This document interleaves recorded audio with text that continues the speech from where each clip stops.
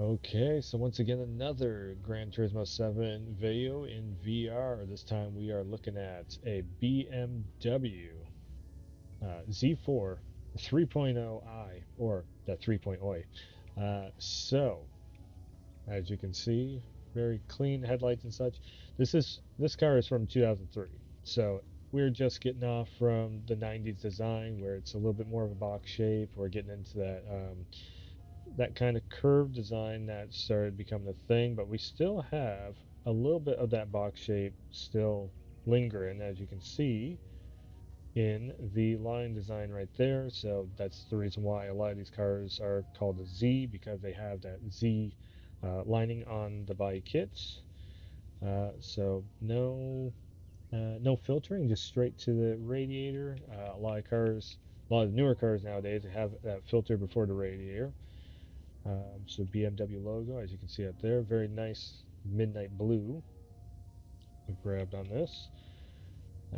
So the clear see-through headlight with the kind of frosted blinker, and then we have also the floodlights down here. We're gonna go to around the side of the car. So the kind of a signature look of rim design for BMW. They always have that circular kind of rim shape that they got going on there.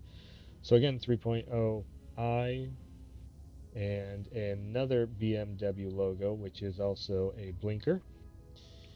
We can come up through here, and again, you can see that line design that goes all the way through the body kits, even right through to the back end of it, which they've a lot of car manufacturers tout that it's more aerodynamic. Um, but then they did away with it with the new modern cars and say that's more aerodynamic. So who knows? Let's see here. We have the very kind of when they're trying to hide the door handle in the cars. That's the start of that design right there. Still a key, not like a press button or something. Um, let's go to the back end of this. A little a little tiny I'm guessing that's probably for the radio, but a little tiny antenna there. And once again, another drop top. This is the second car in this DLC pack that has a retractable roof on it, and it looks like I'm guessing those are airbags probably back there, or it could just be for more stability on the seat. But interesting that they have kind of that's not a chrome thing. That looks more like a plastic unit back there. I'm guessing it's just to hold your head, so if you do get in an accident of some kind, um, unless that is a speaker design of some sort. Anyways, we'll see when we get into the car. Let's go to the back end of the car here. So what we got? We have a dual exhaust, one side dual exhaust, trunk, decent sized trunk, I'd say, for a car like this, and once again, more blinkers on both sides. I'm not seeing a way to activate the lights in the back here, but of course there is lights on the license plate. Um, hmm, yeah, it just that middle light does not light up for some reason. Huh. I'm wondering if that is that's not supposed to light up, or if it's like an extra thing. Maybe when you get into your trunk, it's a light there so you can see what you're doing. I'm not quite sure on that. Let's get inside the car though. All right. So inside the car, once again, we're checking out. Let's turn the lights back on here.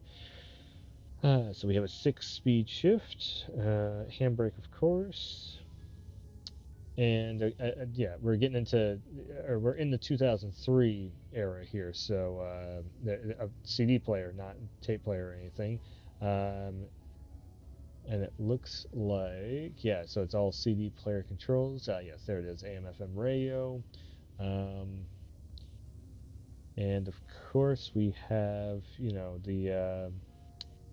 face or face or feet air conditioning. Oh, this is definitely a. It looks like leather. I'm gonna go on a limb and say it could be leather. It's kind of vinyl and plasticky looking though. Hmm. There might be some parts of this that's leather and some parts of it vinyl, but let's see what else we got here. So we have a clock built in. So that it's analog speedometer with a digital clock built into it. Interesting. So again, 2000s, early 2000s era. So we're going to have different, a little bit of technology coming into this, but different designs built into everything. And then of course you have your kind of modern designed, you know, little switches built into the base of the steering wheel. So we have a horn on the steering wheel. The other Honda that we have in the DLC pack, it's funny because you have a little flip switch, but again, we're in that early 2000s era. So let's see. So two speakers right behind the seats. Uh, storage area built in to the middle console, and regular seatbelts. So yeah, again, this is very much just a road car. It's not a racing car or anything. Um, the normal kind of design is that wood. Oh, it looks like it might be a white wood finish on the dashboard too. And of course, a light up top. Um, the one thing that is always interesting to see is like whether you have storage space or you have like a cigarette lighter or a CD player or a radio of some kind. Um, yeah. Oh, we have like door locks in there too. Again, very cool seeing it. So let's see how this thing handles the track. Okay, so once again in the racing part of the video, as we always do, going against a Toyota or two here. All right, so this is early 2000s ride, so I'm guessing we could probably get a little bit of acceleration off from it. Normally, anything from the early 2000s has kind of a quick get up and go in it. Um, there's definitely got some weight to it. Its handle on the road is, yeah, it's handling actually really nice. I just applied a little bit of brake there, and we went right around that corner, no problem at all. So let's see if we got the acceleration to also. Yep, the other cars are trying to keep up the speed, and they're starting to slide here. Ooh. Let me gain. So drop top design on the car. I should have put a fan on my face. I would have gotten the wind in my hair. But yeah, we are over here in a Grand Prix version of the Nürburgring track. So there was something in the information about this car was involved in one of the 24-hour Nürburgring races. So I figured I'd take it over to just a Grand Prix track, three miles. Saving the Mazda from spinning out. So far, solid ride. I got that car loose. I did not spin it out. Let the record show. Alright, so now we're going to go against a 70s Mazda. That was actually kind of a cool looking car. And the very old school Coupe Ferrari. So again, this is another one of these cars that is part of the newest update for Gran Turismo 7. So we're doing a video checking it out in VR and 3D and such. It's handling great. 2 for 2 so far of me checking out these cars. Both of the new additions to the game actually handle very well. They have good acceleration to them also.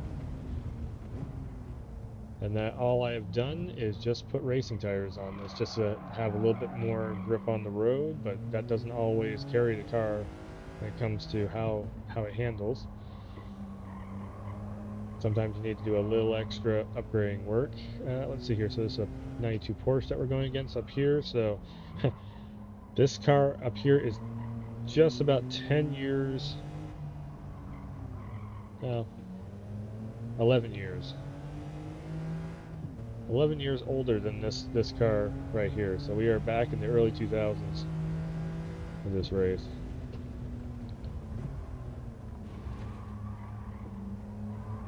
All right. Not bad, not bad at all. Like, I'm not even really trying to push the car too much, and we are staying pretty well on the road. I could probably even push it maybe even a little bit more. Not bad, not bad. Definitely feels like the car's got a little bit of weight to it. Like, it's just the...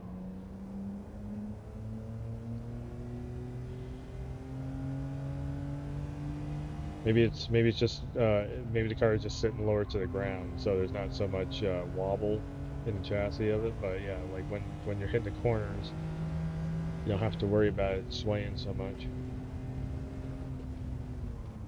All right, I'm slowing down way too much on these corners.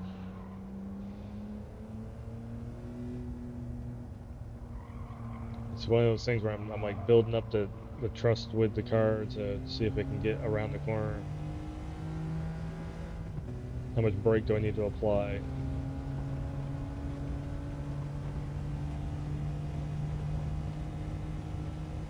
Alright, so I'm pushing it a little bit more. This is a sharp corner coming up here, though. It's a really sharp corner. Handling it really well. And also, I was wondering if it was going to get a little bit loose. Nothing. Stayed around the track, no problem at all. Not bad at all. This is actually a pretty decent BMW. Okay, so there we go. One time around the Grand Prix Nürburgring track with the BMW Z4, so not bad at all.